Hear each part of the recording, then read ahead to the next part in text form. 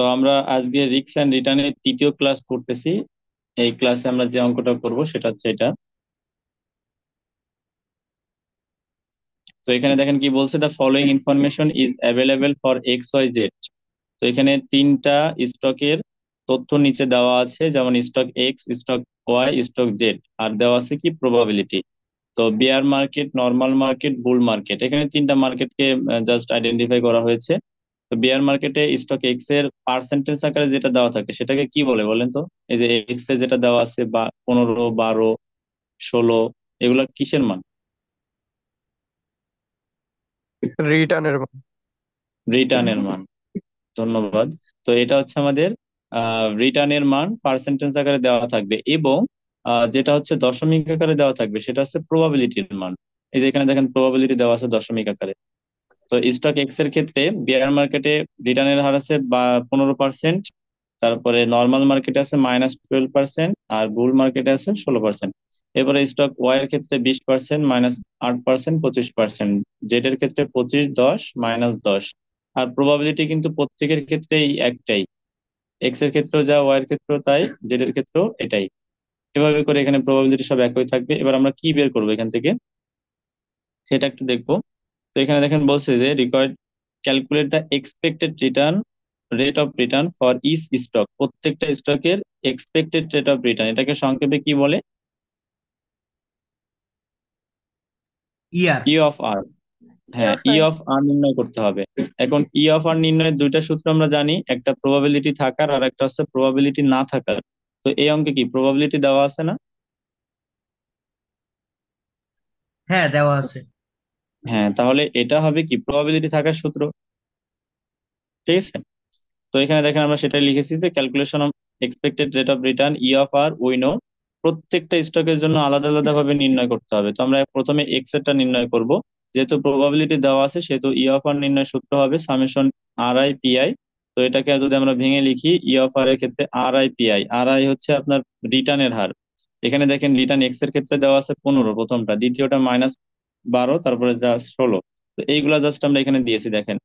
প্রথমে রিটার্ন আছে 15, প্রথম প্রবাবিলিটি 0.4, তারপরে প্লাস দ্বিতীয় রিটার্ন আছে -12 ইন্টু তৃতীয় প্রবাবিলিটি আছে 0.3, তারপরে তৃতীয় রিটার্ন আছে 16%, এবং তৃতীয় প্রবাবিলিটি আছে 0.3। তো এইগুলাকে আমরা ক্যালকুলেশন করব, এটা গুণ করলে পাবো 6।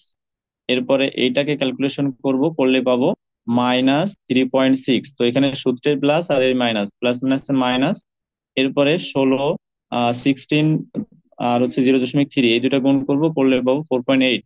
এবার এইগুলাকে যোগ বিয়োগ করবো, করলে যেটা আসবে সেটা হচ্ছে 7.2%। এটা হচ্ছে এক্স এর ই অফার।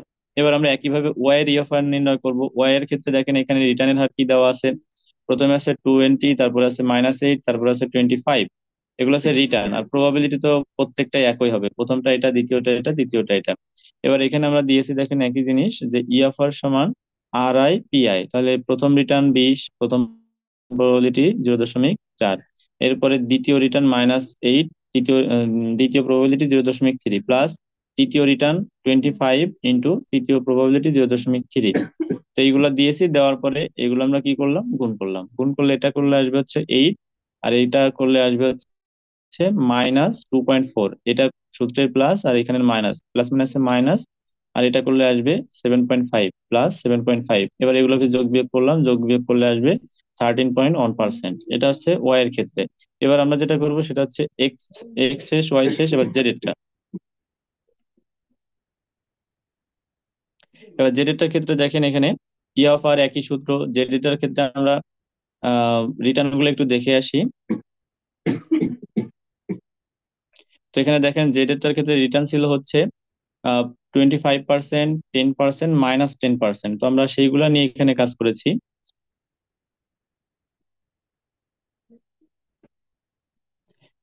প্রথম রিটার্ন আছে 25, প্রথম প্রবাবিলিটি 0.4, দ্বিতীয় রিটার্ন আছে 10, এবং দ্বিতীয় প্রবাবিলিটি আছে 0.3, তৃতীয় রিটার্ন আছে -10, এবং তৃতীয় প্রবাবিলিটি 0.3। তো এগুলো আমরা ক্যালকুলেশন করছি, এটা করলে আসবে 10, এটা করলে আসবে 3, আর এটা করলে আসবে -3, প্লাস মাইনাসে -3। এবার এটা যোগ বিয়োগ করলাম, যোগ বিয়োগ করলে আসবে 10%। ঠিক আছে। তাহলে তিনটার আমরা কিন্তু অলরেডি ইএফআর নির্ণয় করে ফেলছি। এটা আমাদের প্রথম রিকোয়ারমেন্ট ছিল। এবার দ্বিতীয় রিকোয়ারমেন্টে কি আছে আমরা সেটা একটু দেখবো।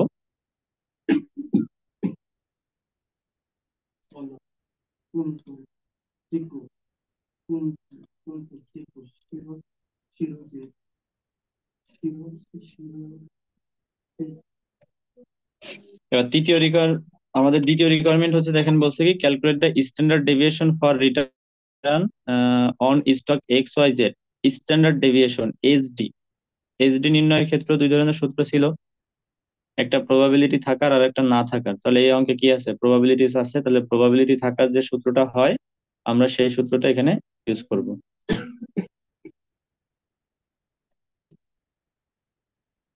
তো এখানে দেখেন লিখেছি যে calculation of standard deviation SD, we know SD সমান root over summation EFR minus R I square into PI. তো এখানে আমরা ইএফআর যেটা নির্ণয় করেছি এক্স এর ক্ষেত্রে, অর্থাৎ এখানে তিনটা স্টক আছে, তিনটা স্টকের ক্ষেত্রে আলাদা আলাদা ভাবে তিনটা এসডি নির্ণয় করতে হবে। তাহলে প্রথম যখন আমরা এক্স এর ক্ষেত্রে স্ট্যান্ডার্ড ডেভিয়েশন নির্ণয় করব, তখন এক্স এর ইএফআর বের হয়েছিল 7.2%। তো ইএফআর তো কোথাও চেঞ্জ হবে না, এখানেও যা এখানেও তাই, এখানেও কি একই জিনিস। তো এইবার ইএফআর এটা, এবার এক্স এর প্রথম রিটার্ন ছিল 15%, স্কোয়ার প্রথম প্রবাবিলিটি 0.4। এবার দ্বিতীয় ক্ষেত্রে ইএফআর চেঞ্জ হবে না, মাইনাস দ্বিতীয় রিটার্ন ছিল -12%, তার মানে মাইনাস প্লাস মাইনাসে এখানে, সরি হ্যাঁ, মাইনাস মাইনাসে প্লাস, এরপর স্কোয়ার, এবার দ্বিতীয় প্রবাবিলিটি 0.3। এবার ইএফআর মাইনাস তৃতীয় রিটার্ন ছিল 16%, স্কোয়ার তৃতীয় প্রবাবিলিটি 0.3। এবার এই অংশটা টোটাল নিয়ে আমরা কাজ করব, ঠিক আছে, এই অংশটা টোটাল কাজ করবো এখান থেকে এইটুকু একবার ক্যালকুলেটর উঠাবো, উঠালে এটা আসবে। এরপর এইটা উঠাবো, এটা উঠালে আসবে এই অংশটা। এরপর করব এইটা, এটা করলে আসবে এটা। এরপর যেটা করতে হবে সবগুলো যোগ করতে হবে, যোগ করলে যেটা আসবে সেটা হচ্ছে 158.156। এগুলোকে আমরা কি করব, রুট করব, রুট করলে আসবে দশমিক, দশমিক করলে আমাদের তো এই স্ট্যান্ডার্ড ডেভিয়েশনের মান সবসময় আসবে পার্সেন্টেজে, দশমিককে 100 দ্বারা গুণ করবো, করলে আসবে 12.58%। এটা হচ্ছে স্টক এক্স এর এসডি। এইভাবে করে ওয়াই এর নির্ণয় করতে হবে, জেড এর নির্ণয় করতে হবে। ভাইয়া একটা প্রশ্ন ছিল, জি বলেন। বলতেছি এখানে যে আড়াই এর মান, এই মানটা আমরা দশমিক আকারে লিখবো না? দশমিক আকারে লিখতে পারেন, যদি পার্সেন্টেজ আকারে আপনি ইঅফার এর মান নেন তাহলে এই আড়াই গুলো ইঅফার এর অর্থাৎ পার্সেন্টেজে নেবেন, অর্থাৎ যাই করবেন যদি পার্সেন্টেজে নেন সব পার্সেন্টেজ, আর যদি দশমিকে নেন তাহলে সবকিছু দশমিক। ইঅফার ও দশমিক, রিটার্ন অফ দশমিক, প্রবাবিলিটি দশমিক, ঠিক আছে। হ্যাঁ, ঠিক আছে। আচ্ছা, এরপরে আমরা পরবর্তীটা নির্ণয় করব, সেটা হচ্ছে স্টক ওয়াই এর ক্ষেত্রে। তো এটা হচ্ছে এসডিওয়াই, একইভাবে সূত্র আর দ্বিতীয়বার লেখা হয়নি। তো এখানে সূত্র হবে root over summation EFR minus R I square into probabilities. তো এখানে এসডি ওয়াই এর ক্ষেত্রে আমাদের ইএফআর আসছিল 13.1%, তাহলে এইখানে দেখেন ইএফআর সব কয়টা একই লেখা, 13.1, 13.1, সব জায়গায় একই। এবার স্টক ওয়াই এর প্রথম রিটার্ন ছিল 20%, তারপরে দ্বিতীয় রিটার্ন ছিল 8%, এটা কিন্তু মাইনাস ছিল, ঠিক আছে। এরপর 8%, তারপরে আছে এটা 25%। এগুলো দিলাম, দেওয়ার পরে প্রবাবিলিটি সব গুণ করছে যেখানে, গুণ করার পরে এটা আলাদা আলাদা ভাবে করছি, একটু আগে যেটা দেখালাম যে এই অংশ নিয়ে আমরা আলাদা করব, আলাদা আলাদা ভাবে। এটা একটা অংশ, এটা করলে আসবে 90.044, এটা করলে আসবে হচ্ছে 133.563। এরপরে আছে হচ্ছে আপনার এটা, এটা করলে যেটা আসবে সেটা হচ্ছে 42.483। এবার এগুলো সব যোগ করব, যোগ করলে যেটা আসবে 195.009। তো এটা রুট করলে আসবে দশমিক মান, সেটাকে আমরা 100 দ্বারা গুণ করলে যেটা পাবো সেটা হচ্ছে 13.97%। তো অলরেডি দুইটার এসডি নির্ণয় করছি, এবার জেড এর এসডিটা নির্ণয় করব। তো জেড এর ক্ষেত্রে আমরা ইঅফার যেটা নির্ণয় করেছিলাম সেটা ছিল 10%। সব জায়গায় দেখেন ইঅফার 10%, এখানেও 10, এখানেও 10। এবার রিটার্ন চেঞ্জ হবে, প্রথমটা ছিল আপনার 25%, দ্বিতীয়টা 10%, তৃতীয়টা আছে -10% ছিল, যার কারণে সূত্রের মাইনাস আর এই মাইনাস, মাইনাস মাইনাসে প্লাস। আর প্রথম প্রবাবিলিটি 0.4, দ্বিতীয় প্রবাবিলিটি 0.3, তৃতীয়টা হচ্ছে 0.3। তো এখানেও আমরা আলাদা আলাদা ভাবে ক্যালকুলেশন করবো। এটা করলে আসবে 90, এটা করলে 0, আর এটা করলে 120। এবার এগুলো সব যোগ করব, 210 রুট করব, রুট করে গুণে 100 দিলে 14.49%। তো আমাদের দ্বিতীয় রিকোয়ারমেন্টটা শেষ হলো। এখানে আরো কোনো প্রশ্ন আছে?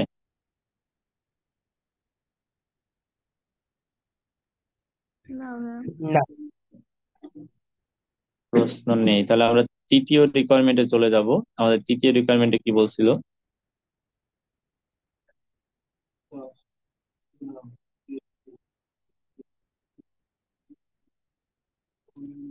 তো এখানে দেখেন আমাদের তৃতীয় যে রিকোয়ারমেন্টটা আছে, এখানে বলছে অ্যাজিউম ইউ ইনভেস্ট ইওর টাকা 50,000 পোর্টফোলিওস ইনটু এ টাকা 10,000 in stock X and rest of them equally invest in stock Y and Z.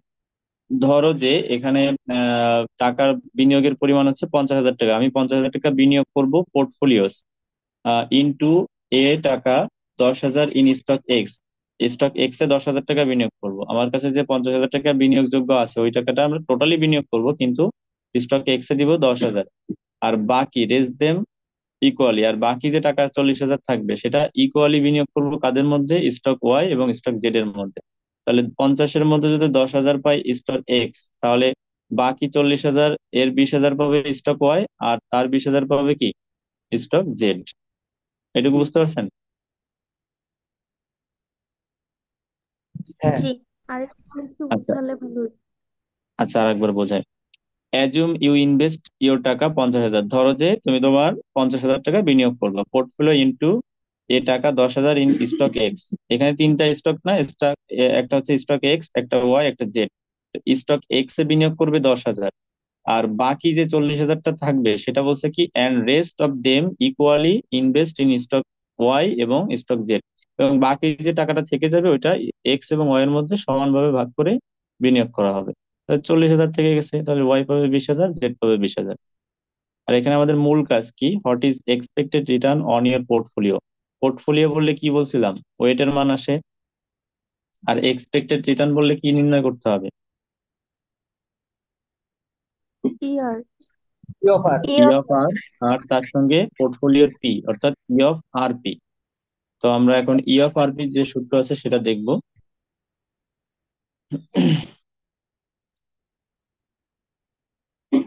এখানে লিখেছে দেখেন যে ক্যালকুলেশন অফ ওয়েট। ওয়েটটা আমাদের প্রয়োজন কারণ ই অফ আর পির সঙ্গে আমাদের ওয়েটের সম্পর্ক রয়েছে। তো ওয়েটটা আমরা কিভাবে নির্ণয় করব? ওয়েটটা এখানে সরাসরি দেওয়া নেই। ওয়েটের মান সবসময় কত হয় বলছিলাম, মনে আছে? ওয়েটকে প্রকাশ করা হয় ডাব্লু দ্বারা। ওয়েটের মান সবসময় কি হবে? অন। মনে নেই? ওয়েটের মান হবে সবসময় অন। তো এখানে ওয়েটের মানটা দেওয়া নেই, আমরা বের করতে পারি কিভাবে? ওয়েট সমান individual amount divided total amount. আমাদের টোটাল বিনিয়োগযোগ্য অর্থ আছে কত? 50,000। আর এটাকে আমরা ইন্ডিভিজুয়াল আলাদা আলাদা ভাবে বিনিয়োগ করতেছি। স্টক এক্স এ দিয়েছি 10,000, আর বাকি যে টাকা সেটাকে সমান দুই ভাগ করে ওয়াই এবং জেড এর মধ্যে দিয়েছি। বাকি ছিল 40,000। তো তার মধ্যে থেকে 20,000 দিয়েছি ওয়াই এ, আর 20,000 দিয়েছি এক্স এ। আর টোটাল অ্যামাউন্টটা তো কখনোই চেঞ্জ হবে না। তাহলে আমরা যদি এক্স এর ক্ষেত্রে ওয়েট বের করি সেটা আসবে ইন্ডিভিজুয়াল অ্যামাউন্ট 10,000 আর টোটাল অ্যামাউন্ট 50,000 করলে আসবে 0.02 অর্থাৎ 20%।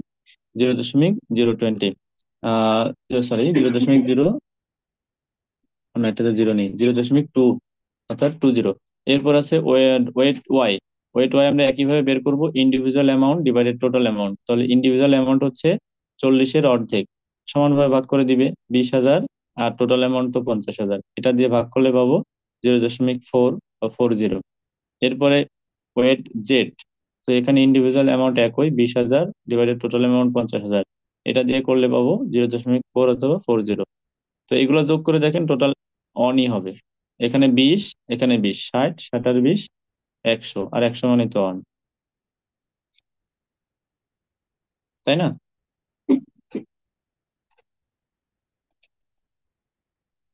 ওয়েট বের করা বুঝছেন? হ্যাঁ। হ্যাঁ ভাইয়া। আচ্ছা, এবার দেখেন বলছে calculation of expected rate of return portfolios E of R P. আমরা নর্মালি নির্ণয় করি হচ্ছে ই অফ আর, কিন্তু পোর্টফোলিও বললে পিটা আসে অর্থাৎ ই অফ আর পি। তো ই অফ আরপির একটা সহজের সূত্র এখানে আমরা বলছিলাম যে ই অফ আরপির সূত্র হচ্ছে summation E of R summation E of R into weight, এটা হচ্ছে সূত্র। এবার এটাকে আমরা ভেঙে লিখতে পারি। ই অফ আর তো আর একটা জিনিসের থাকবে না, অনেকগুলো জিনিসের থাকতে পারে এখানে। স্টক আমাদের এখানে স্টক আছে কয়টা? তিনটা। তাহলে ই অফ আর থাকবে তিনটা, ওয়েটও থাকবে তিনটা। এটাকে আমরা ভেঙে ভেঙে লিখবো। এখানে দেখেন সেটা ভেঙে লিখেছি, ই অফ আর পি সমান E of R X into weight X, এটা হচ্ছে এক্স এর জন্য। এই একই জিনিস আবার লিখছি, E of R Y into weight Y, এটা হচ্ছে ওয়াই এর জন্য। আবার একই জিনিস, E of R Z into weight Z. তার মানে এগুলো আছে সব একই, কারণ আমাদের তিনটা স্টক আছে, তিনটার জন্য আমরা আলাদা আলাদা ভাবে ভেঙে দিছি, কিন্তু মূল সূত্র হচ্ছে এইটা, summation E of R into weight. এবার ই অফ আর কিন্তু আমরা এর আগে নির্ণয় করে আসছি। এক্স এর ক্ষেত্রে নির্ণয় করছিলাম 7.2%, এই সেই 7.2%। ওয়াই এর ক্ষেত্রে নির্ণয় করছিলাম 13.1%, এই সেই 13.1%। তারপরে জেড এর ক্ষেত্রে ই অফ আর নির্ণয় করছিলাম 10%, এই সেই 10%। আর ওয়েট এর মান তো এখান থেকে আমরা নিয়েছি যে 0.2, 0.4 আর 0.4। এবার এটা দিয়ে ক্যালকুলেশন করছি, এটা গুণ করছি, করার পরে এটা আসছে 1.44, এটা গুণ করছি করলে আসছে 5.24, এটা গুণ করছি করলে আসছে হচ্ছে 4। এবার সবগুলো যোগ করছি, যোগ করলে ই অফ আর পির মান সবসময় পার্সেন্টেজ আসবে, যেটা আসে সেটাকে আমরা গুণ করবো 100 দিয়ে, গুণ করলে পাবো 10.68%। দেখেন কোথাও বুঝেন নাই?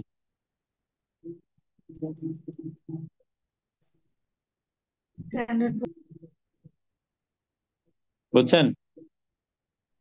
জি ভাইয়া, বুঝতে পারছি। আচ্ছা, তাহলে আমাদের এটা শেষ হলো, আমরা পরবর্তী অঙ্কে যাব।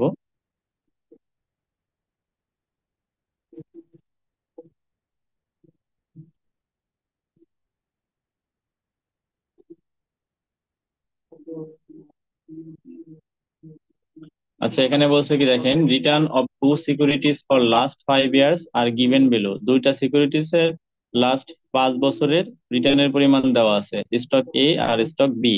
প্রথম বছরে স্টক এ তে 8%, দ্বিতীয় বছরে 3%, তৃতীয় বছরে 16, চতুর্থ বছরে -2, পঞ্চম বছরে 10, এভাবে করে বিটাও এখানে দেওয়া আছে। তো এখান থেকে আমাদের কি নির্ণয় করতে হবে? From the information you are required to calculate arithmetic mean. Arithmetic মিনও যা, ই অফ আরও তাই। অর্থাৎ এক্স বার মিন বলতে কি বোঝায়? গড়। আর অ্যারিথমেটিক মিন বলতে বোঝায় এক্স বার। এক্স বারও যা, ই অফ আরও কি একই জিনিস। তো আমরা প্রথমটা এখানে নির্ণয় করব, দেখেন। তো যেহেতু দুইটা স্টক আমরা দেখতে পাচ্ছি, তাহলে দুইটা ই অফ আর নির্ণয় করতে হবে। আর ই অফ আর নির্ণয়ের তো সূত্র আছে দুইটা, একটা আছে প্রবাবিলিটি থাকার আর একটা আছে প্রবাবিলিটি না থাকার। এই অঙ্কে দেখেন তো কোথাও প্রবাবিলিটি আছে কিনা, কোথাও না। কি প্রবাবিলিটি আমরা দেখতে পাচ্ছি? নেই। তাহলে প্রবাবিলিটি না থাকার সূত্র ইউজ করবো। তাহলে প্রবাবিলিটি না থাকার সূত্র কি হবে সেটা আমরা একটু এখানে দেখবো। তো ক্যালকুলেশন অফ অ্যারিথমেটিক মিন অথবা E of R, we know E of R equal to summation R I divided N. তো এখানে আর আই হচ্ছে কি রিটার্ন, আর এন হচ্ছে কি যতগুলা রিটার্ন দেওয়া আছে তার সংখ্যা। এরপর এখানে আমরা, বা বছর সংখ্যা, এবার এখানে আমরা রিটার্ন দেখতে পেয়েছিলাম 5টা। অর্থাৎ প্রথম বছরের রিটার্ন ছিল হচ্ছে 8%, তারপরে দ্বিতীয় বছরের রিটার্ন ছিল হচ্ছে 3%, তারপরে ছিল 16, তারপরে ছিল -2, আর এখানে সূত্রের সামেশন অর্থাৎ প্লাস, তাহলে মাইনাস প্লাস মাইনাসে মাইনাস। আর এটা ছিল পঞ্চম বছরের 10, অর্থাৎ 10%। আর আমাদের বছর সংখ্যা হচ্ছে 5। তো এগুলো সব যোগ করছি। এখন আপনার যদি এখানে পার্সেন্টেজে না বসিয়ে দশমিকে বসাইতে চান, তাও বসাইতে পারবেন, কোনো সমস্যা হবে না। দশমিকে বসাইলে এখানে হবে কি, যে অ্যান্সারটা আসবে তার সঙ্গে গুণ 100 করতে হবে, আর এটা সরাসরি 7%-এ আসবে পার্সেন্টেজে বসাইলে। তাহলে উপরে যা আছে সবগুলা যোগ করব, যোগ করলে পাবো 35%, তাকে ভাগ করবো 5 দিয়ে, ভাগ করলে পাবো 7%। এটা হচ্ছে স্টক এর ক্ষেত্রে ই অফ আর নির্ণয়, অর্থাৎ ই অফ এর মান। এবার আমরা দ্বিতীয় স্টক অর্থাৎ বির ক্ষেত্রে ই অফ আর নির্ণয় করব, এক্ষেত্রে সূত্র একই থাকবে। তো বির ক্ষেত্রে আমরা প্রথম রিটার্ন দেখতে পেয়েছিলাম 4%, দ্বিতীয় 5%, তৃতীয় 10%, তৃতীয় চতুর্থ হচ্ছে -2, আর পঞ্চম হচ্ছে 23%। আর এন এর মান 5। এগুলো সব যোগ করলাম, যোগ করলে পেলাম 14%, আর ভাগ করলাম 5 দিয়ে, এটা করলে আসলো 8%। বুঝছেন? জি। আচ্ছা, আমরা পরবর্তী রিকোয়ারমেন্টে চলে যাব।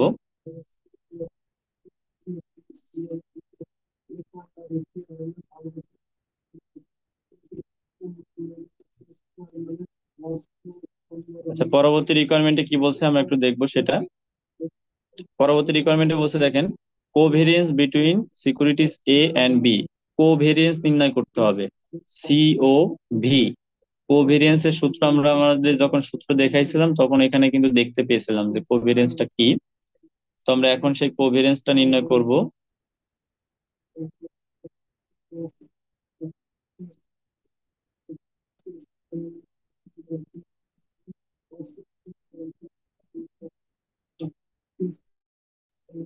তো calculation of covariance between security A and B, we know covariance এর সূত্র হচ্ছে summation E of R minus R I into E of R B minus R I divided N. অর্থাৎ এখানে সূত্র একটাই হবে, summation E of R divided N. এখন আমাদের স্টক যে কটা আছে সেই কটাকে ভেঙে ভেঙে লিখতে হবে এখানে। তাহলে প্রথমে আমাদের স্টক আছে দুইটা, তাহলে এ একটা বি একটা। তাহলে প্রথম স্টকের E of R minus return, দ্বিতীয় স্টকের E of R minus return divided N. তো এইভাবে করে আমরা সাজিয়ে লিখছি। প্রথমে যে এ স্টক ছিল এর ই অফ আর একটাই আসছিল, সেটা হচ্ছে 7%। সেই 7% এখানে আমরা লিখেছি, দেখেন এই যে 7%। আর এখানে রিটার্ন ছিল হচ্ছে 8%। তারপরে দ্বিতীয়টার ক্ষেত্রে আমাদের স্টক বি যখন করছিলাম তখন তার রিটার্নের পরিমাণ ছিল হচ্ছে 8%, এটা সেই 8। আর দ্বিতীয় স্টকের প্রথম রিটার্ন ছিল হচ্ছে 0.04। এরপর আবার প্রথমটায় চলে যাব, প্রথমটার ই অফ আর হচ্ছে 0.07 অর্থাৎ 7%। দ্বিতীয় রিটার্ন হচ্ছে 0.03। আবার দ্বিতীয়টা চলে আসবো, দ্বিতীয়টার ই অফ আর হচ্ছে, ই অফ আর তো চেঞ্জ হয় না এটা আমরা জানি, 0.08। দ্বিতীয় রিটার্ন হচ্ছে 0.05। এইভাবে করে আবারও প্রথমে আসবো, এটা হচ্ছে প্রথম রিটার্নের ই অফ আর, এটা হচ্ছে প্রথম রিটার্নের তৃতীয় রিটার্ন, প্রথম স্টকের তৃতীয় রিটার্ন। এরপর আহ দ্বিতীয়টায় চলে আসবো, অর্থাৎ স্টক বি তে আসবো। স্টক বির ই অফার হচ্ছে 8%, এটা তো চেঞ্জ হবে না। এবার স্টক বির পরবর্তী রিটার্ন হবে এটা। এভাবে করে আমরা এখানে কিন্তু সাজিয়ে লিখেছি বাকি সবগুলা। এখন এখানে আমরা দেখতে পেয়েছিলাম এন এর মান ছিল হচ্ছে 5 বছর। তো এন এর মানটা আমরা নিচে দেখেন দিয়েছি যে 5 বছর। এরপর আমরা উপরে ক্যালকুলেশন করছি। উপরে কিভাবে ক্যালকুলেশন করছি সেটা একটু দেখেন। প্রথমে এটা, এখান থেকে এটা মাইনাস করছি, করলে আসছে এটা। এবার এটার সাথে এটা কি সম্পর্ক? গুণ সম্পর্ক নাই যেখানে, এখানে আমরা গুণ দিয়েছি, গুণ। এবার এইটা মাইনাস করলে আসবে এই অংশটা, এই প্লাস এই যে এখানে। এবার এটা মাইনাস করছি, করলে এইটা। এদের মধ্যে সম্পর্ক কি? গুণ। গুণ দিয়ে এটা মাইনাস করছি এইটা, এই সূত্রের প্লাস এই যে এখানে। এবার এখানে মাইনাস করছি, এটা আসছে। তারপরে এইখানে মাইনাস করছি, এটা আসছে। এদের মধ্যে সম্পর্ক কি? গুণ। তারপরে আবারও প্লাস। এভাবে করে আমরা বাকিগুলা করেছি। বাকিগুলা করে আমরা আবারও গুণের কাজটা আগে সেরে নিব। তো এই অংশের কাজটা আগে করব, করলে আসবে এইটা সূত্রের প্লাস। তারপরে আবারও এটা করব, করলে আসবে এইটা সূত্রের প্লাস। তারপরে আবার এইটা করব, করলে এটা, এটা করলে এটা, আর এটা করলে আসবে এই অংশটা। এখানে 5 দিয়েছি। দেওয়ার পরে আমরা এবার বাকি যেগুলো আছে সব যোগ বিয়োগ করব। যোগ বিয়োগ করলে আমাদের যেটা আসতেছে সেটা হচ্ছে এই অংশটা, 0.0 অন 6 অন ডিভাইডেড 5। তো এটা করলে আমাদের যে মানটা আসবে সেটা হচ্ছে 0.00322। এটা হচ্ছে আমাদের কোভেরিয়েন্স এবির মান। জাস্ট সূত্র ভাইয়া, দেখতে হবে এবং মানগুলো বসাইতে হবে এখানে, ঠিক আছে? একটা কথা ছিল। জি বলেন। আমাদের এখানে সূত্রের পরের লাইনটা তো অনেকটা বড়, তো সেই ক্ষেত্রে আমাদের এক লাইনে যদি না হয়, লিখতে যদি না পারি, আমরা কি দুই লাইন ইউজ করতে হ্যাঁ, পারবো? অবশ্যই দ্বিতীয় লাইনে আসবেন। সেক্ষেত্রে কি প্রত্যেকটা লাইনে মানে ডিভাইডেড 5 দেওয়া লাগবে? একবারে ডিভাইডেড 5 হবে? একবারে ডিভাইডেড 5 দিবেন। আচ্ছা। আচ্ছা, আমরা পরবর্তী রিকোয়ারমেন্টে চলে যাব।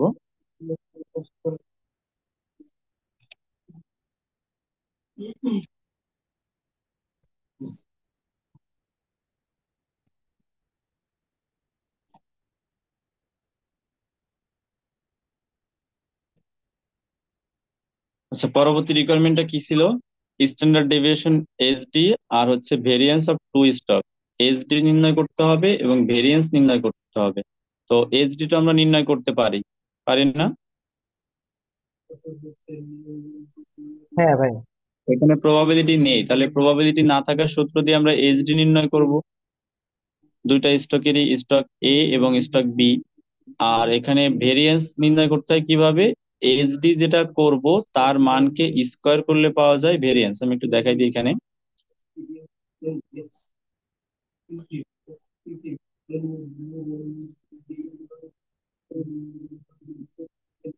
এটা দেখেন, এটা হচ্ছে আমাদের প্রথম স্টকের স্ট্যান্ডার্ড ডেভিয়েশন, অর্থাৎ যেহেতু প্রবাবিলিটি নেই সেহেতু প্রবাবিলিটি না থাকার সূত্র ইউজ করছি।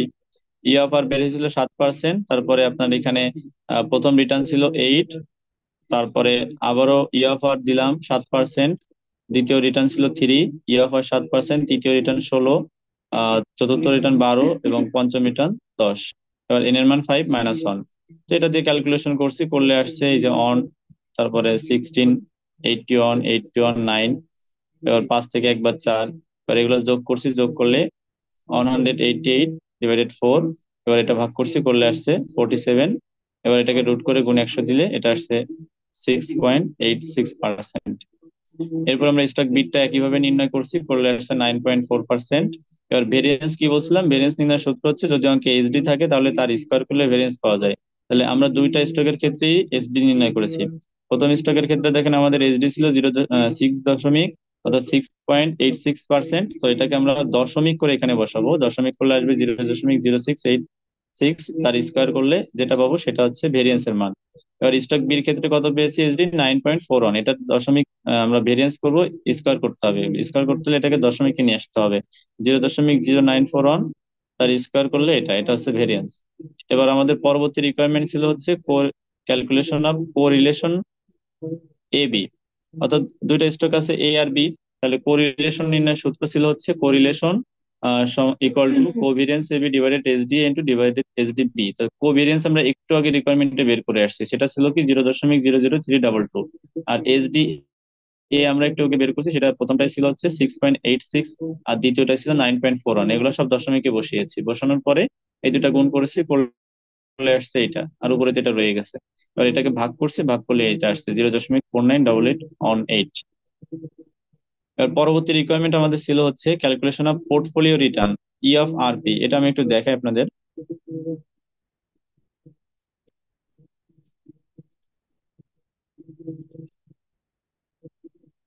এখানে বলছে কি দেখেন, এটা কিন্তু আমরা করে ফেলছি, কোরিলেশন বিটুইন স্টক এ আর স্টক বি, কোরিলেশন সিও আর, এটাকে সঙ্গে বলা হয়, যেটা একটু আগে পড়লাম।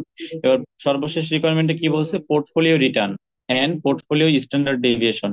পোর্টফোলিও রিটার্ন নির্ণয় করতে বলছে এবং পোর্টফোলিও স্ট্যান্ডার্ড ডেভিয়েশন নির্ণয় করতে বলছে। তাহলে পোর্টফোলিও থাকলে কি সূত্রের সঙ্গে পি আসে, তাহলে এসডিপি আর ই অফ আরপি এই দুটো জিনিস নির্ণয় করতে হবে। আর এই পোর্টফোলিও আসলেই ওয়েটের মান আসে, আর ওয়েটের মান সবসময় এক।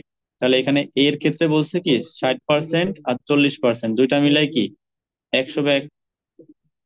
আবার পোর্টফোলিও ওয়েট দিয়েছে বির ক্ষেত্রে 75 আর 25, দুইটা মিলে কি 100/1। এটা হচ্ছে ওয়েটের মান। এবার এটা দিয়ে আমরা রিটার্ন নির্ণয় করব আর এসডি নির্ণয় করব কিভাবে? আমাদের সময় কম, যে কোনো সময় লিঙ্কটা কেটে যেতে পারে।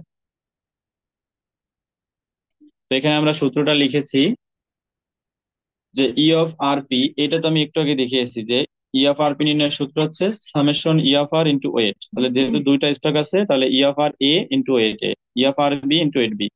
তো এখানে ই অফ আর এর ক্ষেত্রে ছিল 7%, আর ওয়েটের মান হচ্ছে 60%, এখানে বলে দিছিল, সেটা দশমিকে নিয়ে আসছি। বির ক্ষেত্রে ছিল 8%, আর এখানে ওয়েটের মান ছিল 40%। এটা নিয়ে আসছি, আনার পরে ক্যালকুলেশন করলে ই অফ আর পি আসছে আপনার কত, 7.4%। এরপর আমাদের এসডিপি নির্ণয় করতে বলছে। রিটার্নের ক্ষেত্রে ই অফ আর পি নির্ণয় করতে হয়, আর এসডি পোর্টফোলিওর ক্ষেত্রে এসডিপি নির্ণয় করতে হয়। এই সূত্রটার সহজে মনে রাখার একটা টেকনিক আছে, সেটা হচ্ছে এ স্কোয়ার